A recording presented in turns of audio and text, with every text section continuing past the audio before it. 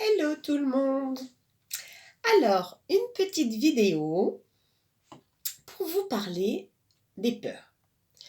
J'insiste lourdement sur le sujet des peurs parce que, d'une part, il faut que vous sachiez que tout le monde a des peurs. Même moi, qui vous paraît si sereine et si sûre de moi, j'ai aussi mes peurs que j'affronte chaque jour. Tout le monde a les peurs. Vous n'êtes pas seul au monde.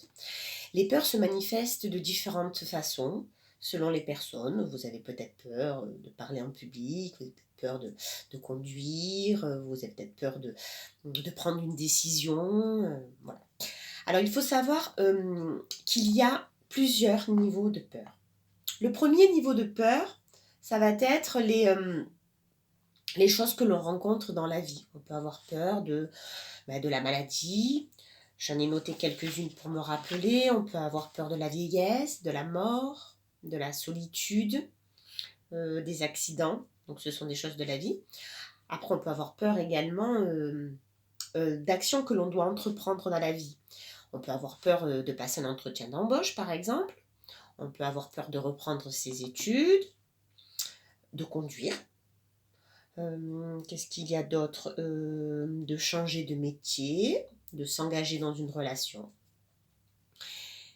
Ensuite, il y a le deuxième niveau de peur. Alors, le deuxième niveau de peur, il est plus lié à quelque chose qui concerne votre moi profond, intérieur. Vous pouvez avoir peur de l'exclusion, d'être exclu d'un groupe, d'une communauté.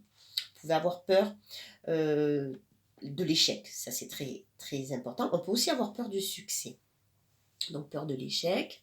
On peut avoir peur de la désapprobation des autres. Ces peurs-là, en fait, c'est une difficulté à, à faire face à l'autre, à autrui, au regard de l'autre, en fait. Voilà.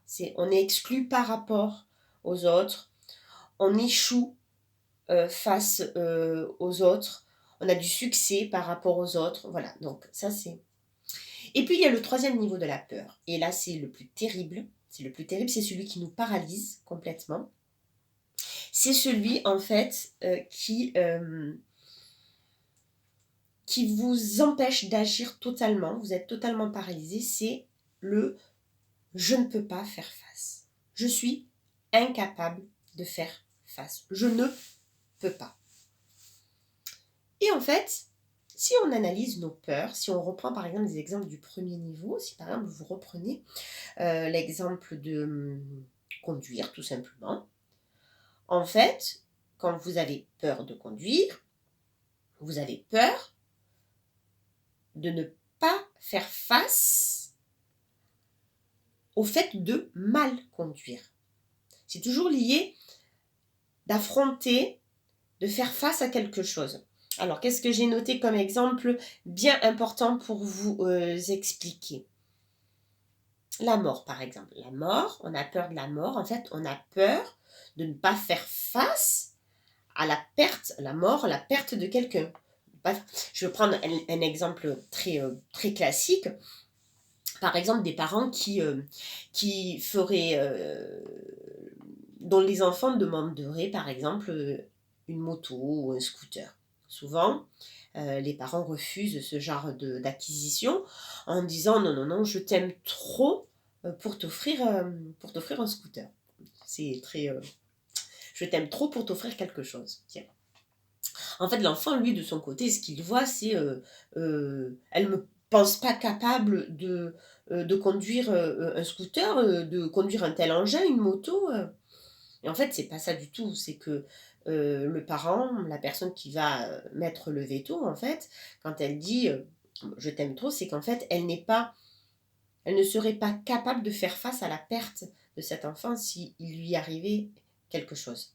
Vous voyez, c'est en fait, on avance un argument, on avance quelque chose, mais en fait, c'est quelque chose d'imbriqué, d'un petit peu plus profond, et qui nous oblige toujours à faire face à quelque chose, et on ne sait pas, on ne peut pas, on n'arrive pas, on ne peut pas se confronter à ça, on ne peut pas faire face. Je voudrais vous donner d'autres exemples. Par exemple, si vous deviez reprendre des études, vous avez peur de reprendre des études. Vous avez peur de reprendre des études. Pourquoi? Parce que vous ne pouvez pas faire face à un éventuel échec d'un examen. Vous ne pouvez pas quitter votre mari ou votre femme. Pourquoi?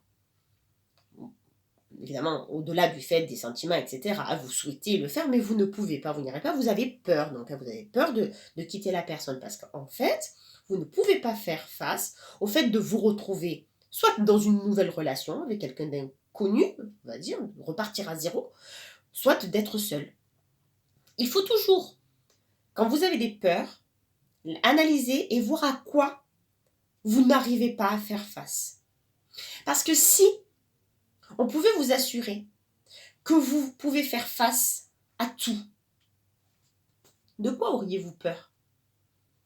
Si on vous assure que vous pourriez, oui, je le répète tout bêtement, vous pouvez faire face à tout ce qui peut vous arriver, vous n'auriez plus aucune raison d'avoir peur. Et en fait, le fait de ne pas faire face est directement lié à la confiance que vous vous accordez. Parce que vous pensez vous-même ne pas être capable de pouvoir faire face. Donc en fait, vous ne vous accordez pas suffisamment de confiance pour dire je peux faire face. Donc en fait, aujourd'hui, je fais une vidéo juste sur ça parce que la prochaine vidéo, en fait, je vous donnerai, ça serait trop long de le faire là aujourd'hui. Déjà, il faut que vous compreniez ça de façon à ce que vous puissiez analyser vos peurs et de savoir à quoi vous n'arrivez pas à faire face, à ce que vous ne pouvez pas affronter. Voilà. Donc dans une prochaine vidéo, je vous donnerai des petits, je ne vais pas tout vous dévoiler, hein, mais je vous donnerai de petits exercices que vous pourriez déjà mettre en place pour acquérir cette confiance. Parce que le jour où vous aurez confiance en vous, vous pourrez dire, quoi qu'il arrive, je ferai face. Et je peux vous assurer qu'aujourd'hui, c'est ce que je me dis chaque jour. Quoi qu'il arrive, je ferai face. Quoi qu'il arrive, j'affronterai. Quoi qu'il arrive, je trouverai des solutions. Donc c'est de cette manière-là que j'efface mes peurs. C'est également de cette manière-là, avec une pléiade d'exercices adaptés selon les personnes, que je fais les accompagnements en coaching. Parce que lorsque on entame un coaching, la première chose, c'est qu'on va faire la clarté sur le problème, on va dire. On va identifier les différentes peurs, parce qu'il peut y avoir plusieurs peurs. Et ensuite, en fonction de la personne et des peurs, on va mettre en place des petits exercices, des petits rituels pour rééduquer le cerveau, parce que c'est très très important de faire les choses quotidiennement et de donner à manger au cerveau pour lui dire attention, il va se passer quelque chose de nouveau dans ma vie. On va plus du tout réagir de la même manière. On va transformer en fait le négativisme, je ne sais pas si c'est dit, la négativité plutôt, hein, en énergie. Et donc, toutes les informations que vous allez donner à votre cerveau, je vous l'ai déjà expliqué, lui, il va s'efforcer de les appliquer. Donc, si tous les jours, vous faites des petits exercices, si tous les jours, vous vous dites, vous vous racontez des choses, eh bien, vous allez rééduquer votre cerveau et vous allez réagir de manière différente. Mais tous ces petits exercices, je vous les donnerai, je vous les délivrerai dans une prochaine vidéo. Je ne vous les donnerai pas toutes, évidemment, puisque les plus importants et les plus efficaces, je les garde pour mes coachings. Donc sachez que c'est quelque chose que je fais en coaching pour vous aider à dépasser ces peurs-là, quelles qu'elles soient. Voilà, et bien je vous souhaite une belle soirée. À bientôt.